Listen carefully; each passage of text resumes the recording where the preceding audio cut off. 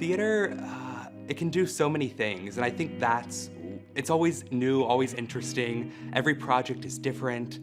The teams are always different. You're always working with new people, so that's an exciting part of this work. But every story you tell, you learn something from.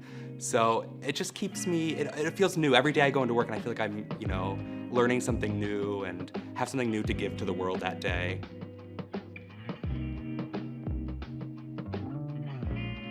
My name is Tyler Gabbard. I'm the director of theater at the Carnegie, and I am a professional scenic designer. I've been interested in theater my whole life. Design really piqued my interest in high school.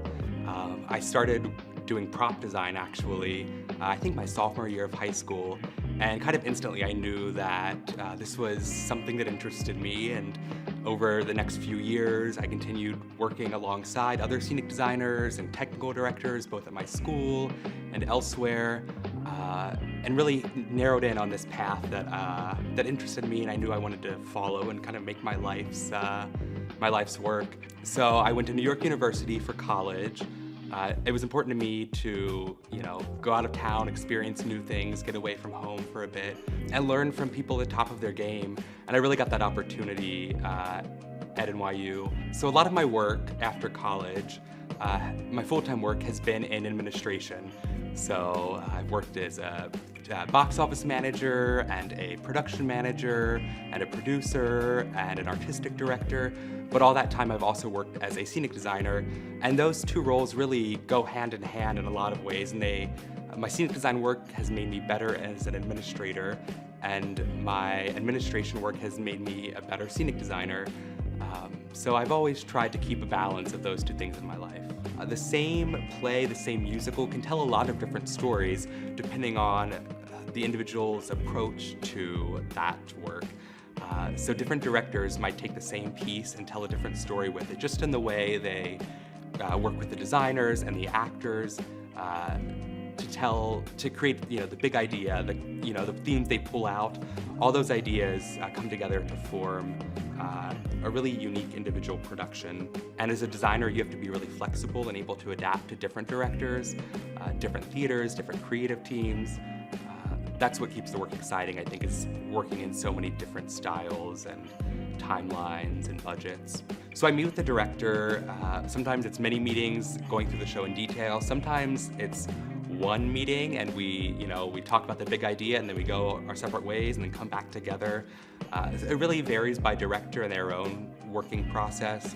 And then I usually start by doing some simple sketches just to figure out shape and how the space meets the audience and the scale of things. So once I've moved from pencil sketches, I often then create a white model that is a three-dimensional model that shows how the different pieces of the set relate to each other.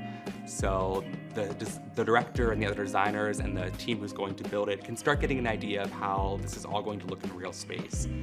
And then once I have shared a white model, we've kind of approved what that looks like, then I start applying those textures and those finishes that make for a more fully realized design and create a rendering or color rendering or sometimes a color model that is a 3D representation of the finished set. And then from there I create design drawings. Design drawings are black and white drawings for the technical director who's going to build the set. They'll do technical drawings based on those drawings that tell them how they're actually going to build the pieces along with their team of carpenters. The finished product is what you see on opening night. It's not your final rendering or your final model, but what the audience sees in front of them when the curtain goes up. I encourage the young designers to see lots of theater. It's so important that if you're going to make the thing that you see as much of it as you can. See theater, see opera, see theme park shows, see something in a big arena, see concerts. All those different design disciplines, all those different artistic mediums use scenic design in really interesting and different ways that can all inform your own approach. And I think I've learned something from every show I've ever seen, whether it's good or bad, how to do things, how not to do things.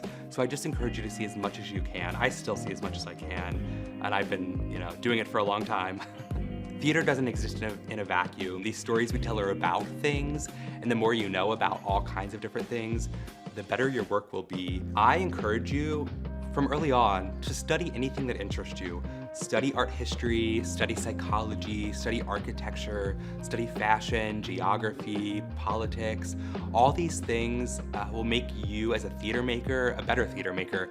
Art history in particular is really of interest to me, and that's one of the first places I turn when I'm designing a show, is looking at artists from the period of the show I'm designing and seeing what common threads there are between different artists, or how the way an artist used shape or light relates to the period they worked in, what was happening in the world around them, and how that can apply to a theater design.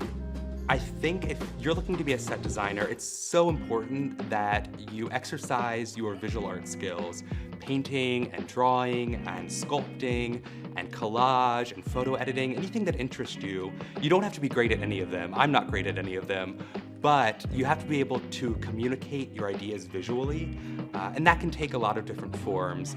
You know, even though I use a computer for most of my design work, so often I start with a pencil sketch or just putting some colors on a canvas and shaping the picture from this big general idea into a detailed, refined final design. I encourage you to observe the world around you, document the world around you. If you see interesting textures or graphics or uses of light or natural spaces, anything that might inform the work you put on stage, take pictures, start building a library of things that excite you. Though I've used so many real references in my work, and it makes it more detailed, makes it feel more alive, makes it feel more real for the audience. I always like to think that being a theater designer is more like being a poet or a sculptor or even an actor than it is being an engineer or an architect. At the end of the day, story is pivotal, and you're trying to communicate with your work. You're not just trying to put pieces together in a literal way, but in a way that says something about the play or the story that you're trying to tell.